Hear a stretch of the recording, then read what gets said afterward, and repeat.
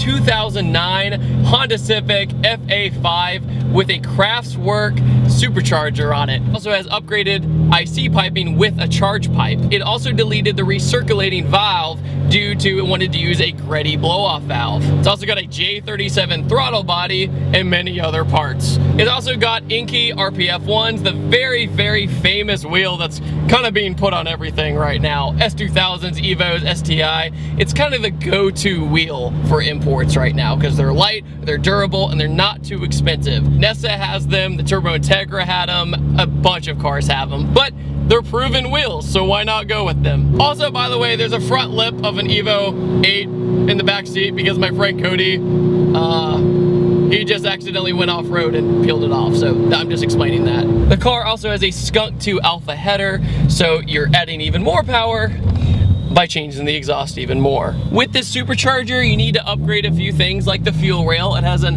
Skunk 2 fuel rail as well. Only thing about it, if you can hear me, is that it's pretty loud. It has pretty bad exhaust drone, but it's worth it because you get boost.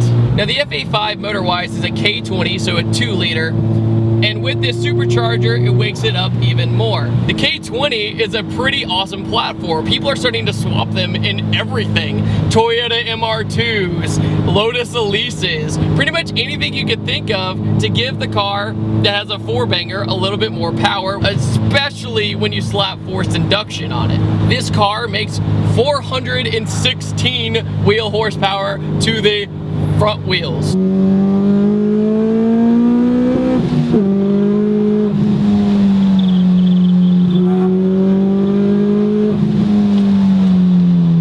Not bad. It also made a very Honda-like torque number, 276 foot-pounds of torque. So not a very even power curve, but that's kind of what Honda has always been about. It's that dramatic weight for VTEC and that dramatic weight for that kick in the butt when you hit the power band. Some people don't like that, but it does add a lot of dramatic flair to the car. When you're cruising down the road, you just hear the blower just ready to go. It's that very whooshy, going through a puddle sound like many other supercharged cars I have driven that are this type of supercharger. It's also lowered on Tyne S-Tech lowering springs, so it gives it that ride that feels pretty near stock, but you get that nice drop. Actually, for just a spring, it drops it a ton. The clutch is an ACT clutch, which catches right in the middle of the pedal. I noticed that also in the Turbo RSX review. These clutches really like to grab in an odd spot, but I kind of like it. When you first get in the car, you just move. It's super easy. It's not like it's catching right at the top, say like a Terminator Cobra or a Supra. It's right in the middle. You just barely let off and you start moving. The car was dyno tuned at Central Florida Turbo, located in Orlando, and they've done a great job. The car does not break up at all. 400 horsepower to front wheel drive Honda is solid, trust me.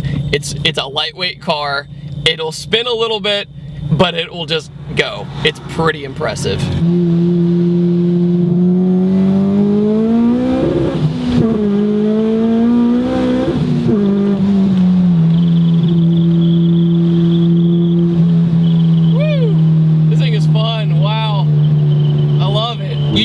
That ridiculous turbo delay you get with the normal turbo Honda. Usually you get this really slow buildup and then bam, you get hit like a ton of bricks. But with this, it's much torquier. Well, at least it feels more torquey. I mean, I banged off the rev limiter a little bit that last run, but I think it's okay. The car does run a little bit rich, but it runs strong. Cruising in the highway in the Supercharged FA5, it's drony. It's extremely drony. It's a very intense sensation. You get drone, you get the supercharged whine, you just hear it, you just hear the belt turning, you hear all these things. But you have power everywhere. It's pretty cool. But as soon as you hit around 4,000 to 5,000 RPM, you have power, and it's starts going. That's in 5th gear, by the way. Not bad. The interior of the FA5, I will say, is one of my favorites of the Civic. It's simple but modern at the same time. Your speedo is right at eye level, and your tack is right when you look down about that much. So you don't have to drastically go this way. I just recently drove a 2015 SI, and there's a screen there, a screen here, a screen there, a screen everywhere, and you just kind of feel like you have to go like this a lot. But with this, it's not a big deal. It's perfectly balanced with that modern, and it still has the old Honda charm, in my opinion. The FA5 has been recommended on my channel for a long time, and I'm happy to say that I did this one, because so far, I like it a lot. But some great things with this kit: you still have AC, you still have all those luxuries. You're not sacrificing anything to make this kind of power, and you're still on pump gas.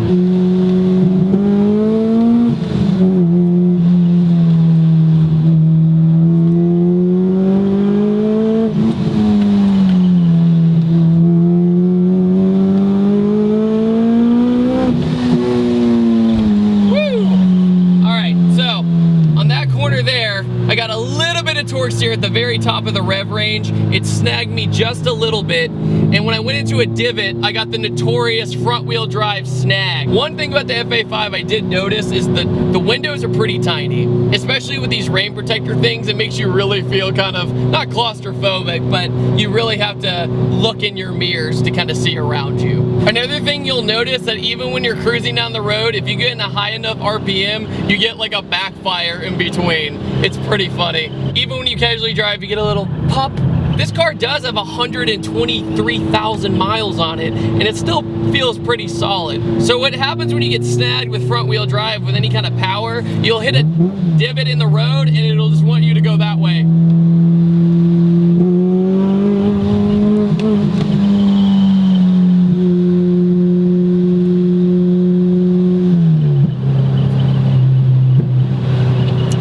Backfire. If you can tell, for being a boosted car, it's extremely easy to get up and going. See? Barely. Easy.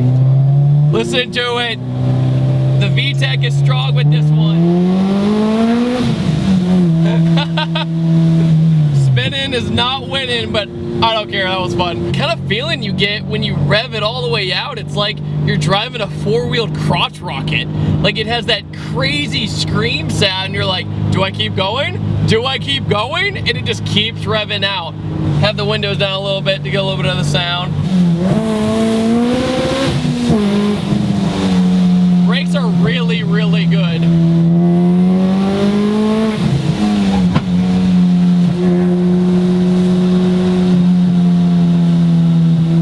Handles like a champ.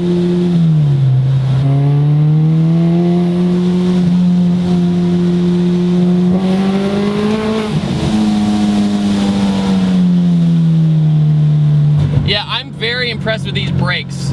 The brakes are definitely really solid. They can handle the weight of the car perfectly. Other than the little parts I told you about earlier, the car is completely stock bottom in. All right, guys, I want to thank you all for watching this quick little review video. I want to thank Luis so much for letting me drive his awesome Civic, and I will see you guys next time, and take it easy. Have a fantastic day. VTEC!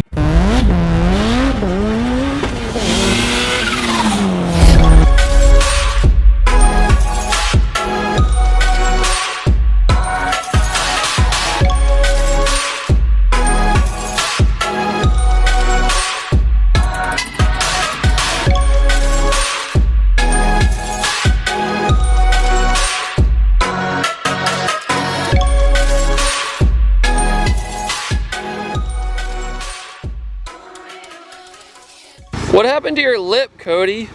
Trying to rally. It didn't work out.